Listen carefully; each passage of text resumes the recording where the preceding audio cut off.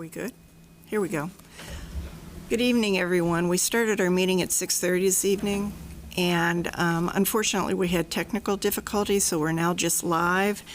And I'm sad to say, it really kind of grieves me that we had some wonderful student presentations this evening, from the drama presentation of Little Shop of Horrors. And I tell you, you missed some really eloquent students who described the program and their roles in the program.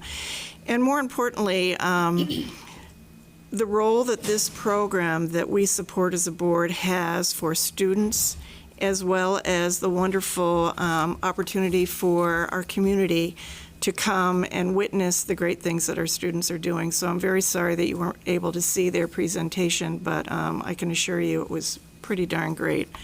We're now into the superintendent's report. I'm going to turn it over to Mr. Howell. Sure. And so another thing I'd like to share is our food service program had their Maine Department of Education review this week, where I guess the best term, soup to nuts, go through. Oh, wow. Sorry, it's the best thing I come up with. Go through the entire program, from all the meal applications to the menus to the cleanliness of the kitchens to meals that are provided to students to months worth of menus. And last Friday we had the feedback meeting, which was a Zoom with Jeannie Riley, who's our food service director, Ryan Roderick, who is our chef, and then two members from the Department of Education review team. Absolutely glowing review of what's happening in the RSU 14 food service program. Some commendations. First of all, the outstanding staff that we have. And one thing that really struck them was that nobody was acting as far as when a question was asked of anyone in the kitchen on what the procedures were. Everybody knew exactly what they're supposed to do. All the food safe and handling things that were required, everyone knew exactly what should be happening.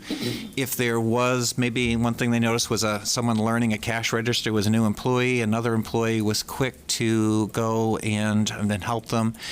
And another thing that struck them about our staff was just how wonderful they are with our kids, and the relationships that they're bonding and calling kids by first name and really getting to know the students that are coming through the lunch lines in RSU 14. Again, commendations for the menus and the variety of food that's offered.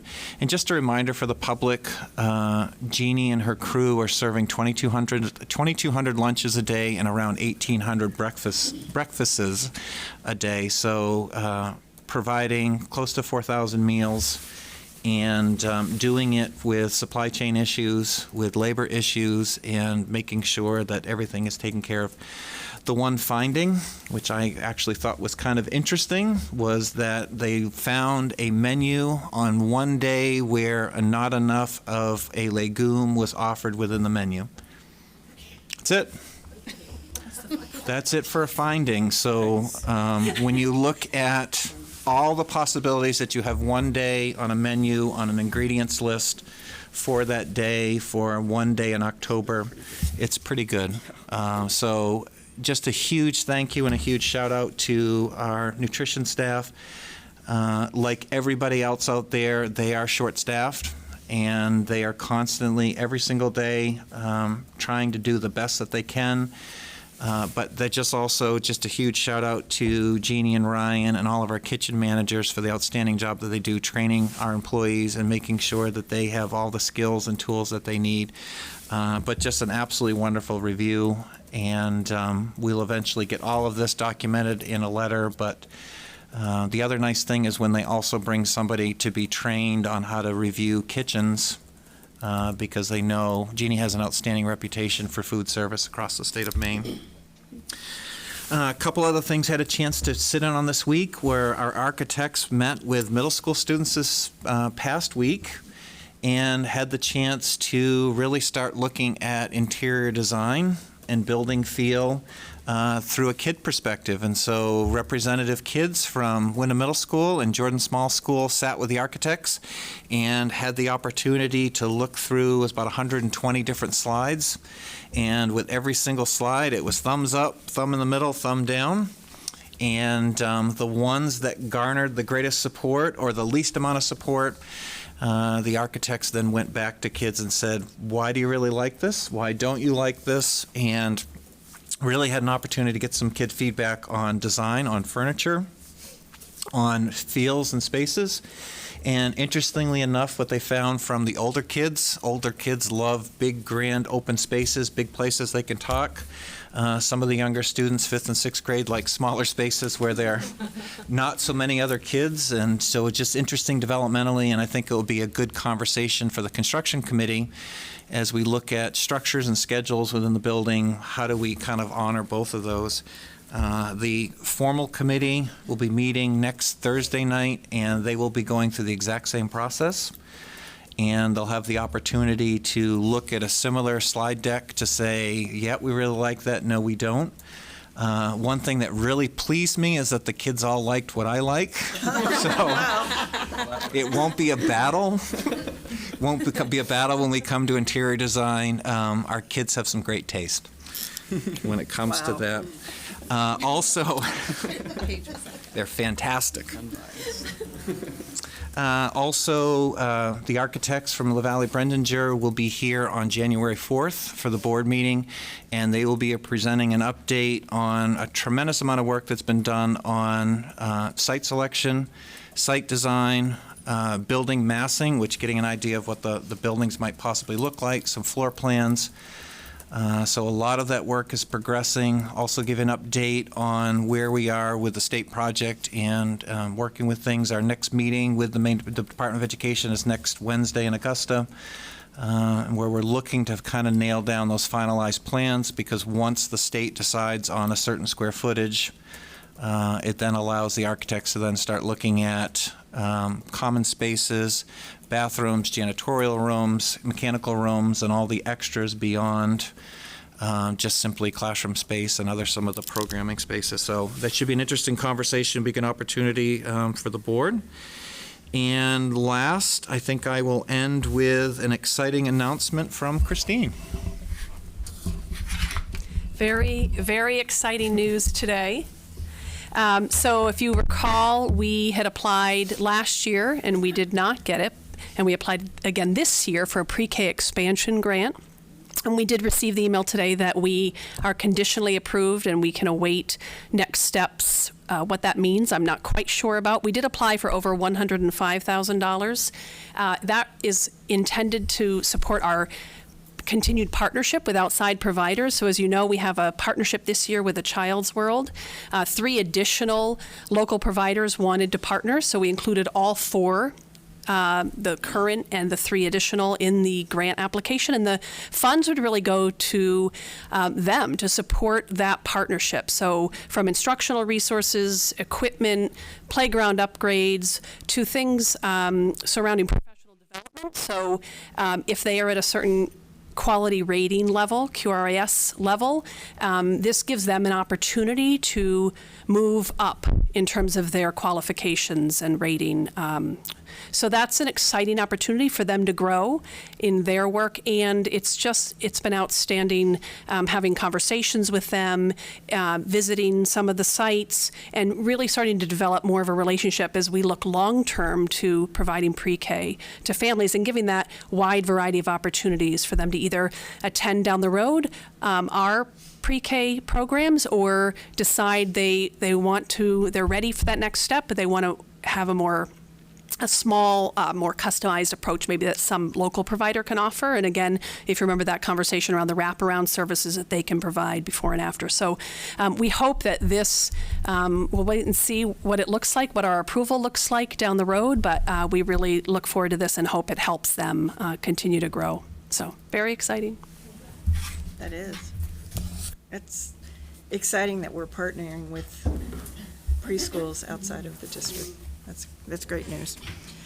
Okay, we're going to move into board roundtable. Yes. Yeah, go ahead. Thank you. Were you looking at me? I am looking at you. Sorry, I thought I saw a hand over there too. Sorry. Some of us on the board actually today had the pleasure to go to the high school for a student presentation, and it was really related to talking, having some civil dialogues on some controversial topics, and just sitting there. was really reminded of the power of student voice, and just hearing from them, it reminded me that they're really the future of our community, and how much we do need to hear what they have to say. I think a lot of times, especially as a board, we get consumed with hearing from the public, which we always want to. We hear from our administration, we hear from all of us, but we don't always get to hear from the students. So I think it's just a reminder to those in leadership at school, in the school board level as well, that any way that we can incorporate student voice, no matter what the topic, we should. Having the two people here today was a great example of that. So Perfect. that's it. Thank you. Thank you. Anybody else? Yep. To add on to that, I was so impressed with those kids. They did such an amazing job, and was so proud of all of them for the way that they spoke to all of us too.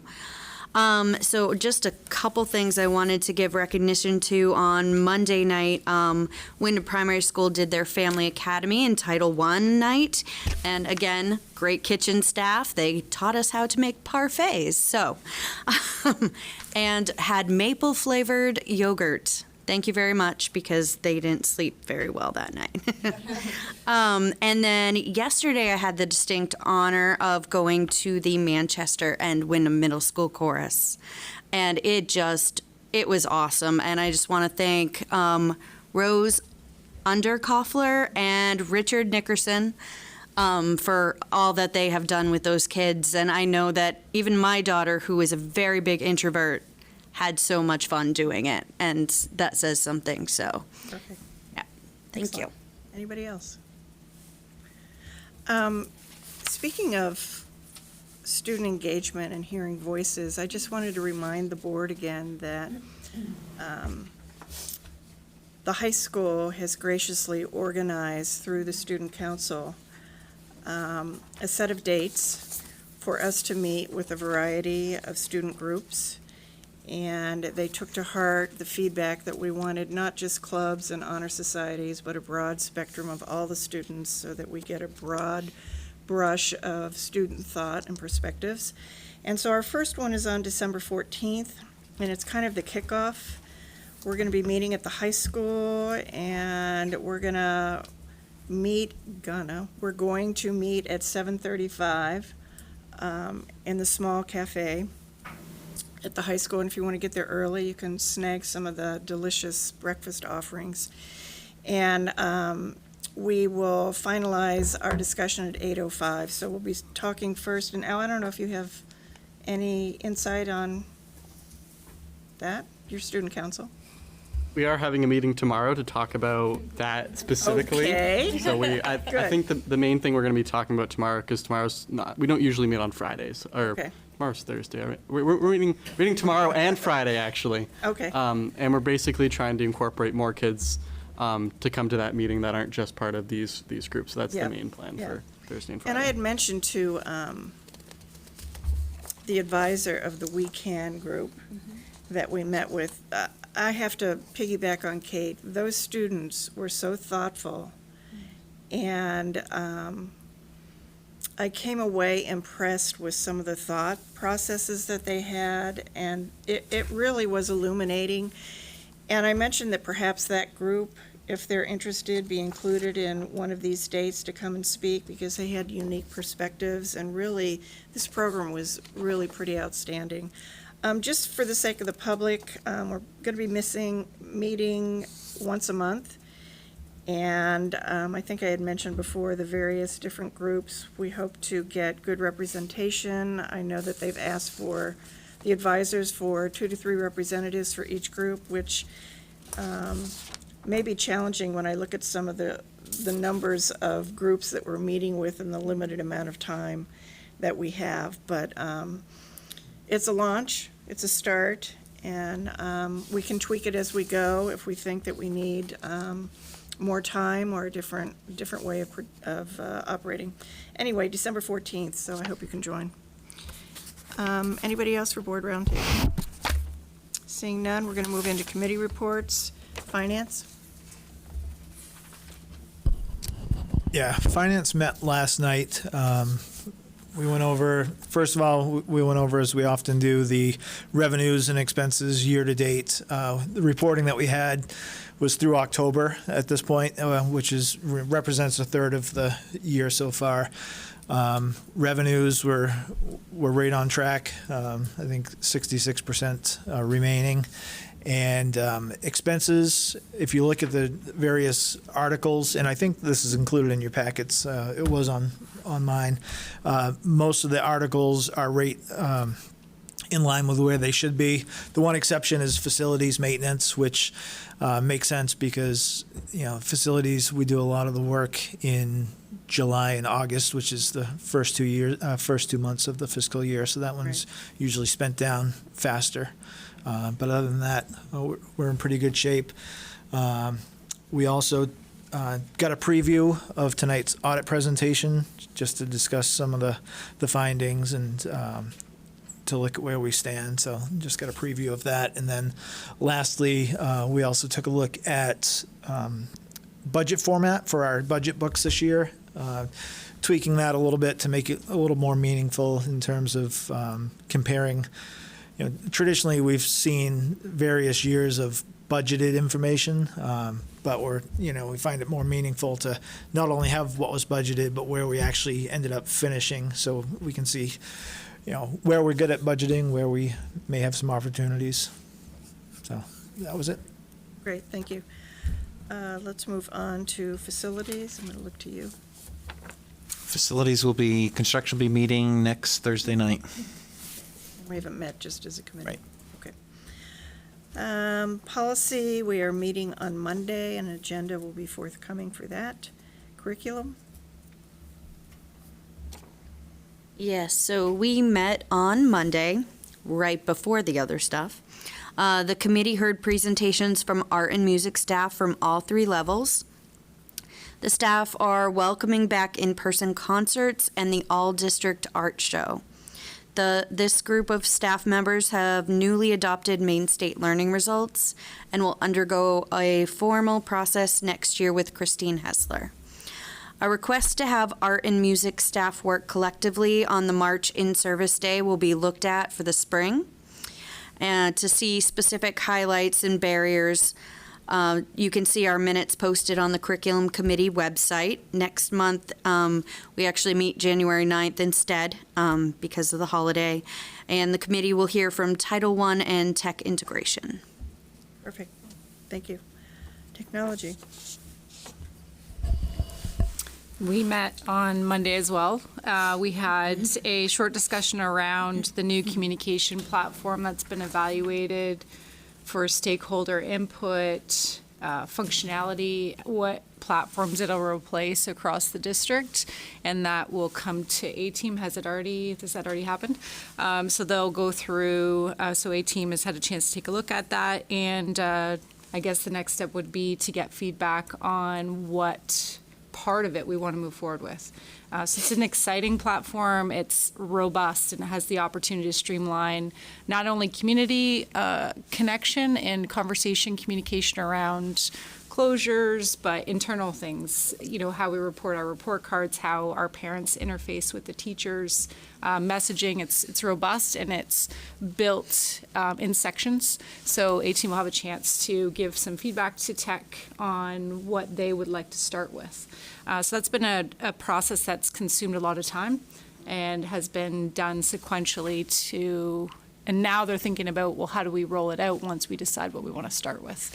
So that's an important part of our goal, and our goals going forward is communication, not just to our parents, but also to the community. So it's an exciting piece of development there. Went through some discussions on internet issues. They're just the reality of our educators and our team members, internet issues and not being able to connect and moving machines around. So a lot of discussion about what that looks like and how they're fixing it. So it's productive, not too super stimulating, but definitely productive. And it's good to hear because the people that are having issues are having real discussions about how it's getting fixed. And things get fixed quickly, which is really nice to see as well. Talked a little bit about tools that are utilized for visitor ID and staff ID badges, current system versus replacement, and what that might look like in the future, and just starting that conversation around the current system. So that's kind of a cool conversation as well. Technology moves really quick in that area by the sounds of it.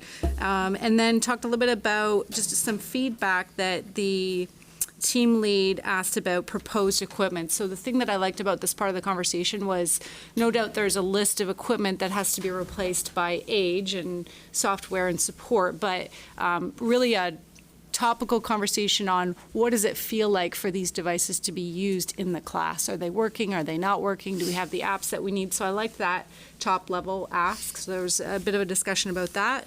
And then we heard a little bit about some of the STEM initiatives across the district right now. And I think we're going to try and have some of those conversations in future, but some exciting ones around Maine Teaches CS with Christine Hessler. I mentioned the Lego project. So that's out there now, and students got their hands on those, and Minecraft for Education and some other initiatives. Next meeting, we will be talking about how to break out the subcommittees, because technology changes really quickly, and as the teams finish their tasks of evaluating different things or working through issues, the subcommittees will also need to change. So that group will reform those committees and then start new projects. Perfect. Yeah. A lot of work. Adult education. We have not met. Okay. I'm going to look to you for vocational. Sure. So I give a quick vocational committees combined for Paths and for Westbrook Regional Vocational met 3 weeks ago, and we had the opportunity to learn about a couple different things. One is looking at a new application process that Westbrook Vocational is looking to implement for this upcoming year. Just making sure a couple things. One is that when kids are coming and doing their visit, that they're having the opportunity to look at multiple programs. Second, to make sure that kids are fully aware of the opportunities that are available to them through each of the programs. This particular discussion about application was just specific to Westbrook, but it was also followed up in the Portland meeting as well. Again, we want to make sure that we're matching interests as well. The other thing is looking at how do we message kids earlier, and also making sure that kids are well aware of credit needs and credit opportunities that are required prior to having to make that vocational decision so that they are in a good spot. And then also making sure that kids are fully aware of some of the rigor that might be involved with some programs to make sure that they're being successful and that they're properly matched. So a good discussion about that. And then in addition, we had a chance to hear, it was a 2-year update, actually it's a 3-year update now, on a program first started by Bonnie Eagle, working in conjunction with Westbrook Vocational about working with ways that kids can get additional credits. It was specifically started with Bonnie Eagle because I think they have one of the longest drive times, and kids miss more class time than some of the other places. But Bonnie Eagle had invested in bringing in a math teacher and an English teacher who was both in Westbrook and at Bonnie Eagle, making sure that kids who had the opportunity to earn credits while they were there, and then reducing some of the drive time that would be involved with that. So just interesting hearing some of the results. They had presented at the MSMA conference, so an opportunity to do that. And then there was always the traditional update of what's happening in different schools and different districts. And I think at that point, everybody was in a similar spot with, fall activities wrapping up and people looking into the winter activities. But I don't think we meet again until after the new year. Thank you. Al? Yeah, so this week is Ally Week at the high school, which is put on by GSA, and I think that's really all about making a supportive community in the high school, especially for those who identify as LGBTQ+. And I think it's really great to have the whole week dedicated to going over, they're hosting Pride events to go over important conversations and how to tackle these discussions in the student community. It's really great to see that going on. Also, tomorrow, the high school quiz show team will be going to Lewiston for the first episode of recording. So that is super exciting, and we're allowed to have an audience. So we are bringing some kids with us too to be there. Oh, that'll be in the fun. live studio audience. So that'll be super cool. Episodes won't be airing for like 3 months, but we are recording tomorrow, so that's exciting. Good. You said first. I hope so. If we win, we will be there again on Monday. So, but I can't tell you if we win, but we'll be there on Monday. All right. Great, thank you. We're going to move on to item 10, which is the auditor's report for 2022. These dates aren't right. Are they in 23? Should be 2021, 2020. Right. And with us is a representative from RHR Smith & Company, and I'm going to turn it over to you. So welcome, Christina. Come on up. Matter where I am. Yeah, just actually, if you just want to sit there in one of the spots, and the board all has a copy of your presentation. Great. And first of all, just thank you for coming out tonight. Sure. And sharing with the board, but also thank you for all of your work with Stacy and Jack and with Wendy and also with Kelly in the business office. And I know it's a tremendous amount of work to go through every single test invoice and payroll piece and going through not only regular funds that are received by the district, but also all the federal funds and then all the ESSER monies and everything else that's been added to the plate for audits. I know that you've done a very thorough job, and also the business office has just enjoyed working with you and have been appreciative of your ability to listen and to work with them. And so just thank you for that, and it's been a pleasure having you in the office. And I know now you're going to have a chance to share where we are financially. Yeah. And actually, well, I'll lead with what I had planned to say at the end, which was that it was great to work with the staff there. Everybody was so helpful and just very skilled at what they do. It was great to work with them. So my name is Christina Howe. As he said, I was the lead for the audit this past year. It was my first year working with RSU 14. In general, the audit typically takes about 2 weeks. We're looking at your balance sheet, revenues, expenses, doing any sort of federal compliance testing. We're also looking at your internal controls. So that's, how does cash essentially flow through the office? We're also looking at your payroll, things along those lines. And at the end of the day, we issue an opinion based on what we're seeing. So we've issued an unmodified opinion, which means that we believe the financial statements are fairly reported in all material respects, and that's what you want to hear. It's great. We also, like Chris was saying, we tested the ESSER program in particular for federal compliance, and we didn't have any issues associated with that at all. So starting with that, I'm sorry, my glasses don't work for this, so I think I'm maybe looking at you directly, but I'm not sure. So. You're fine. Okay. So the first slide, we just have the balance sheet, and that really gives you a snapshot of where the RSU was at June 30th. You'll see you have a general fund and then this other governmental funds line. The other governmental funds column is really your special revenue, so all those grant funds in particular, and your capital project funds. And if you look at the financial statements, you can find like a breakout of all those funds towards the back of the financial statements. We'll give you all that information. But for the presentation itself, we're just focusing on the general fund in particular. So we have the next slide, which is a 3-year comparison of your assets. So in general, we like to give you the comparison. I typically just focus on, compared to last year. So when I'm talking about percentages, that's what I mean. I'm just comparing it to FY21 versus FY22. So the changes in cash and AR have been pretty flat the past 2 years. And then a lot of people wonder what this due to other funds is. It's just really functioning as an AR between the general fund and all of your capital projects and special revenues if they don't have their own cash accounts. Because everything's paid for out of the general fund, it flows through that due to, due from. Next up, we have a 3-year comparison of the liabilities. So there was a fluctuation in accounts payable, but nothing unusual. It decreased about 18%. Your accrued expenses are mostly related to your accrued payroll, your summer accrual. and that did increase about 10%, which is also not unusual. And then, similar to the prior page, that due to other funds is just the AP with those other funds. Then we kind of get to the good stuff here. So we have a committed and assigned fund balance slide.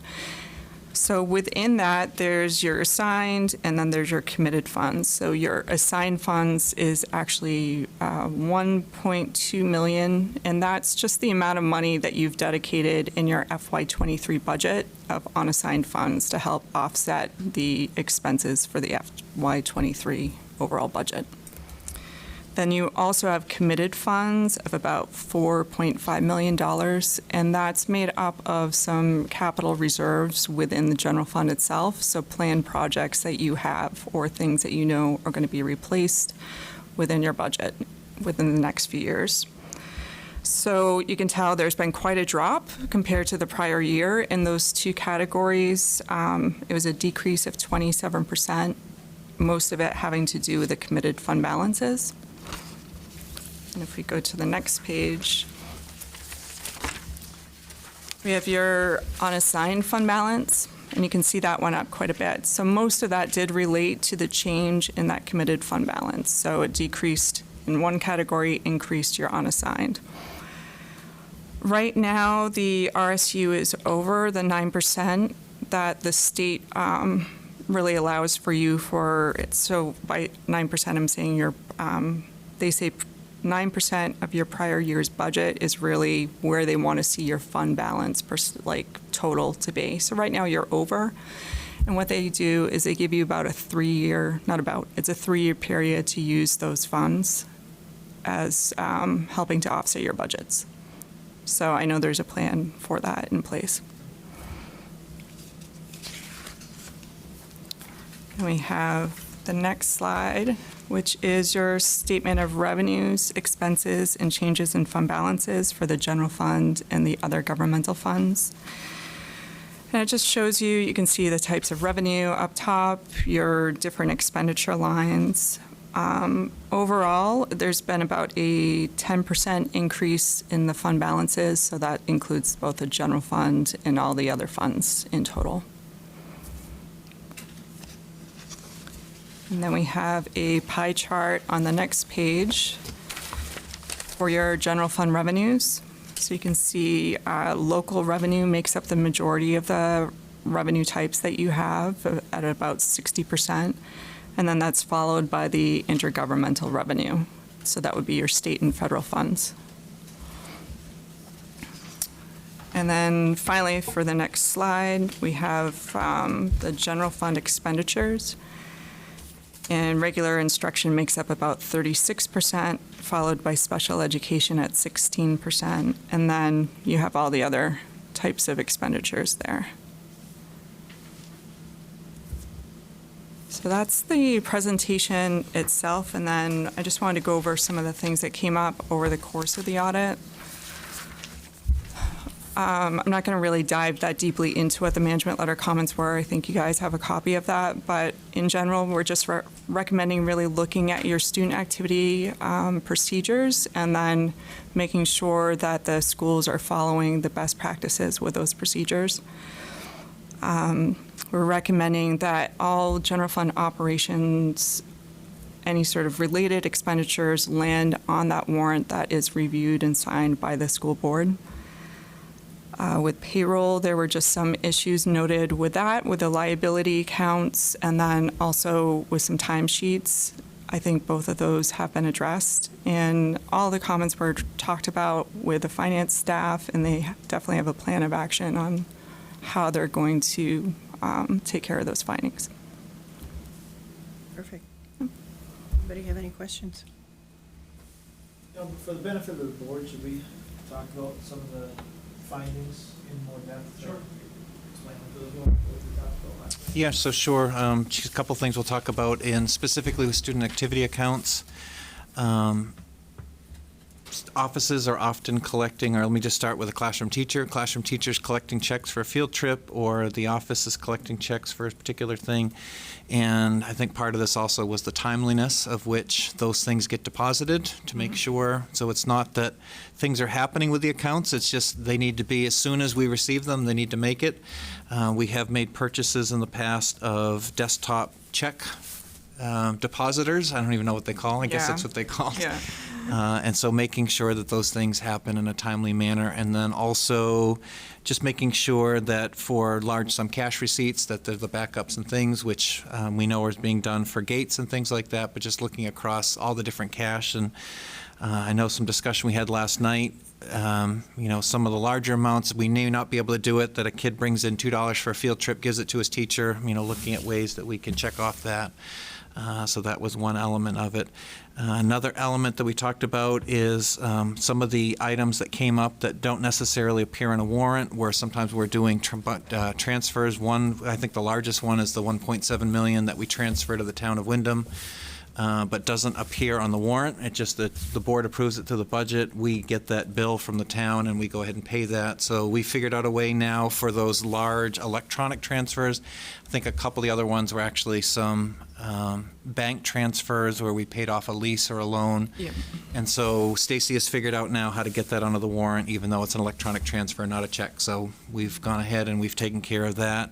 And I know for the payroll piece, which we didn't talk about last night, which is just, we have a guess that we do for healthcare costs, and they don't, they're being updated and they're being balanced against each other. It's just the timeliness of that happening and making sure that we're doing that as quickly as possible. Yeah. So And we don't have a large staff. we have for a $55 million budget, we have 5 people, 6 if you include me, because I do approve every single purchase order over $400. Goes through across my desk. So it is not a huge staff when you look at the funds that are expended. And they do, given the size staff that we have, they do an amazing job. And especially this past year when you added on all the different, and Christine, a big thank you to her as well for keeping track of all the projects, but all the federal funds that were new and requiring quite a bit of the backups that were required, as well as just a reminder to the public, for all of those grant funds, we actually had to front the money and then be reimbursed, which for having some cash on hand to be able to do that, whereas I am aware of districts that actually were taking out some short-term loans to use their federal monies to then pay themselves back. It hasn't been an issue. So again, a huge thank you to Stacy and Jack and to Kelly and to Wendy for the amount that they process, and also Lori Fabrizio Brown, another one who works on helping out Jack with some support. They're doing quite a bit with a very small staff. Any other questions or comments? Thank you very much. Okay. Well, thank you. See ya. Coming this evening. Thanks. Item number 11, Field Allen School Boiler System. I'd like to welcome Bill Hanson to talk a little bit about what this is all about.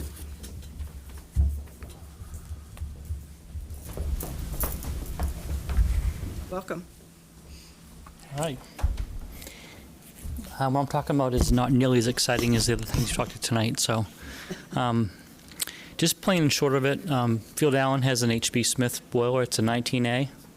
It has a crack section in it. So this is a cast iron boiler. When they cast it, the casting gets put together. They have changes in dimension, and those dimensional change areas is where they tend to crack and break, and it's cracked and broken and leaking. So, was brand new in 2003. And I would tell you it's a boiler that I would never buy if I were to buy a new one, that particular type. We have 4 remaining of that style. 1 in the high school. Remember, we put 2 new ones in the high school. Those are both Boderas, very nice boilers. We have 1 at the primary school right now, and we have this one at Field Allen. So those are our 4 remaining of the 28As. We replaced all the others throughout the district. So unfortunately, I'm looking for your support to replace this. It is leaking. So as long as I keep my finger in the dike, we won't flood. But I don't think that's a really good long-term process. If it fails catastrophically, we'll have no heat in the building. We are planning the install to accept a second boiler, so we would have two. And that's been our standard in the district, to make sure we have two boilers at all times, so that should one need maintenance or go down, we have a backup heat. So that is the plan. So the request is to get board approval for the financing for the boiler, and I'm happy to ask any questions. The boiler putting in is going to be a Viessmann condensing boiler, so it'll be very efficient. And we're doing that because of two reasons. One, availability, but also the size fits very well in the building and should work real well for us for the future. So. Bill, That how does that work? Do you take one offline and put the other one online? We're or- actually, the way it's working out, great question. We're going to be installing this board alongside the existing boiler, and then we'll cut over the piping. So there'll be a period of time where we will not have heat, probably over the Christmas break, but we'll warm the building up, and the building will coast for a day or two without it. So there'll be a conversion time. It will not be when kids are present. So. Okay, perfect. May I have a motion, please? I move forward to enter into contract with Mechanical Services of Portland, Maine, and Collins Automation of Standish, Maine, through Androscoggin Bank in the amount of $70,250 to install a new boiler and to complete the scope of work. And Androscoggin Bank was the lowest responsible bidder. Thank you. Public comment? Board discussion? All those in favor? Thank you. We have another motion on this item. I move to authorize the superintendent to, my mic on, sorry, to enter into the financing agreement for the lease purchase of the awarded bid for one new boiler in the amount of $70,250 at 4.59% interest, amortized over 4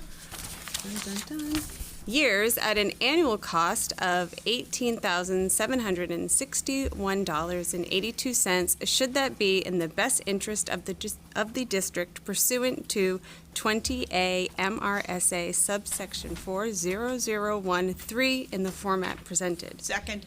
Thank you. Public comment? Board discussion? Oh, I'm sorry. Here she comes. Marge Cavoni, just a question, I guess, for Bill.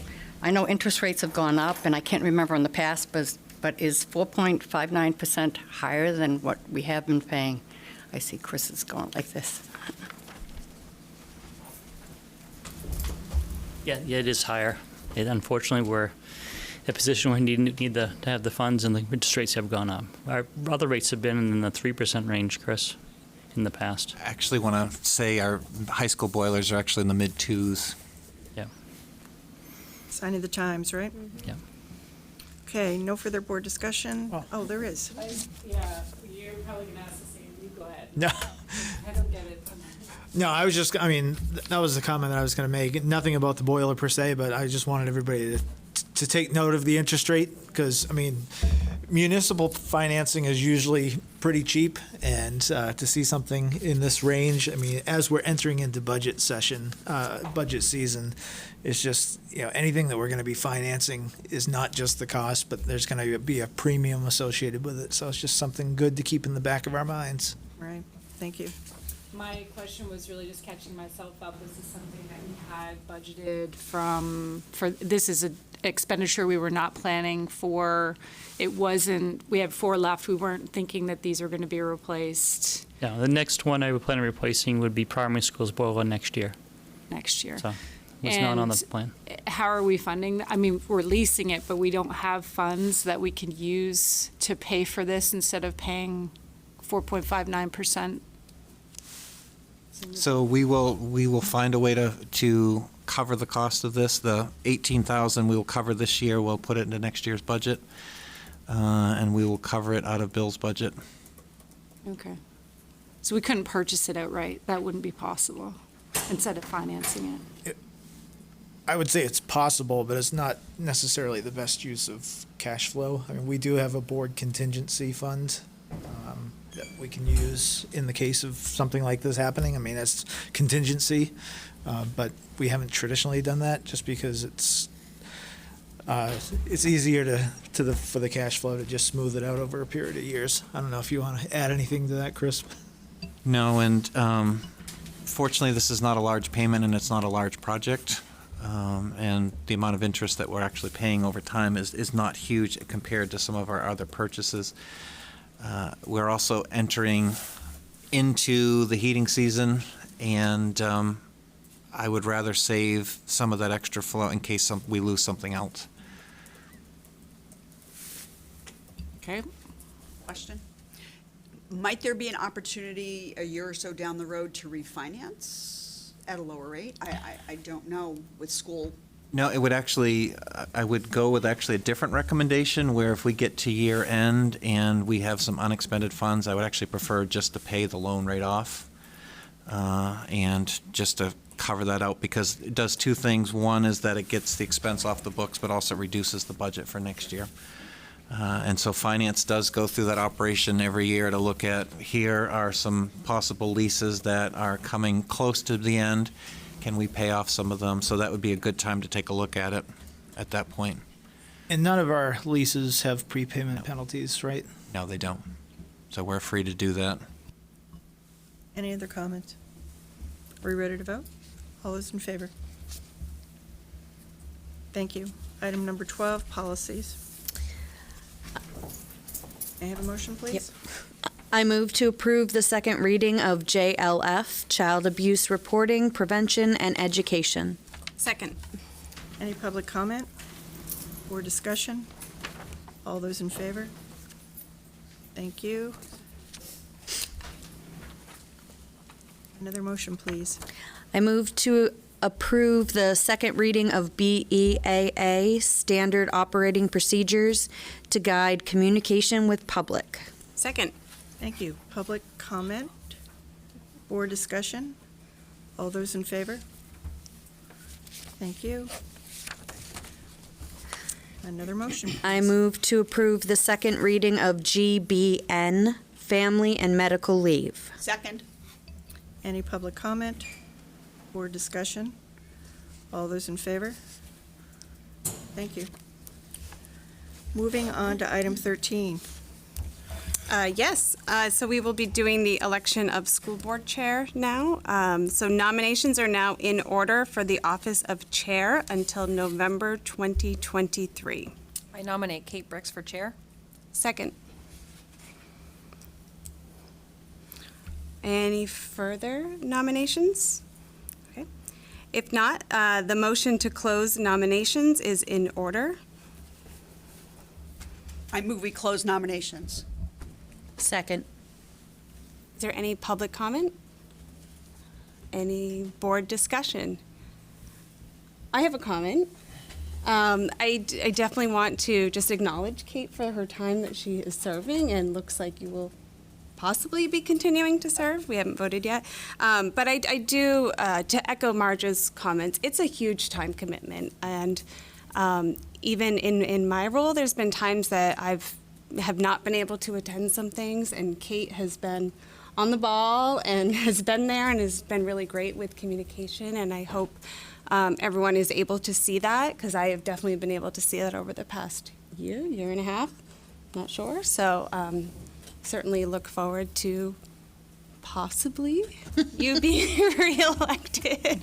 It's hard to say without any vote yet, but thank you. So, that being said, anyone else? No? Okay, all those in favor?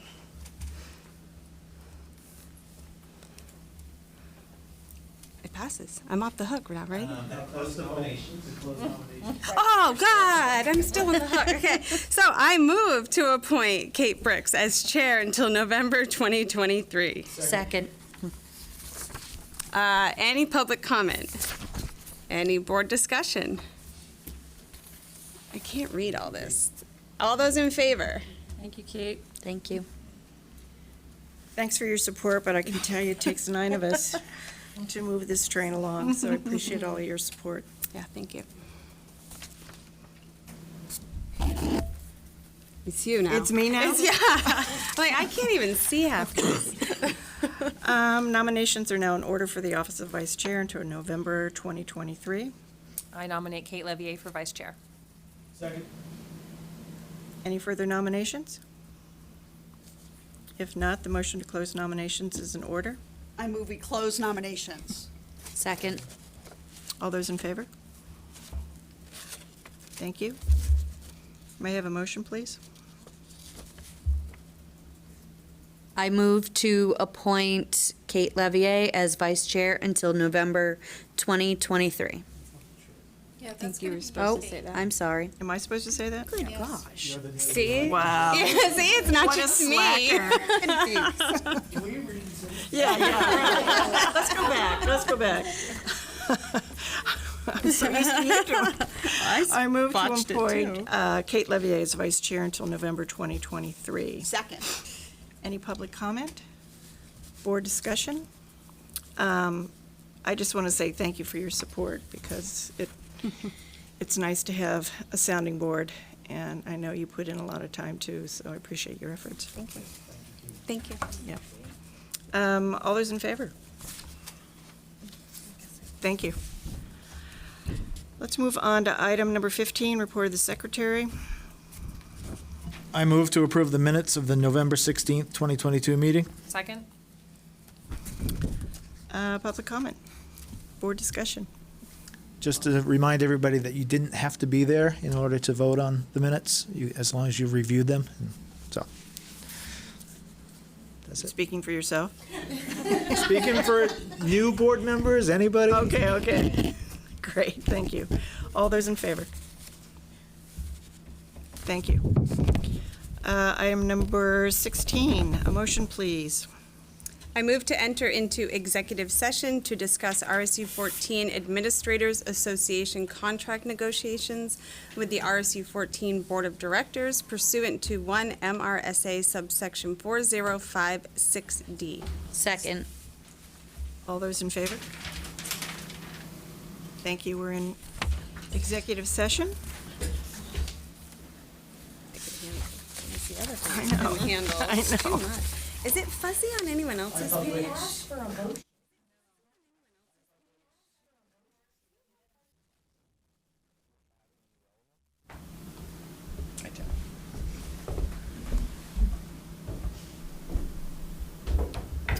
We're back from executive session. May I have a motion, please? I move to approve the RSU 14 Administrators Association contract for July 1, 2023 through June 30, 2026. Any public comment? Board discussion? We are very grateful to our administrators for all the work that they do on behalf of our students and our staff and our community.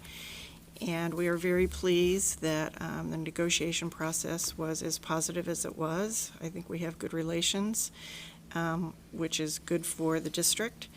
And we definitely want to support you because we know how very hard you all work. So if there's no further discussion, let's vote. All in favor? Thank you so much. We're you. very appreciative. Appreciate it. Motion to adjourn. Thanks. Second. All those in favor?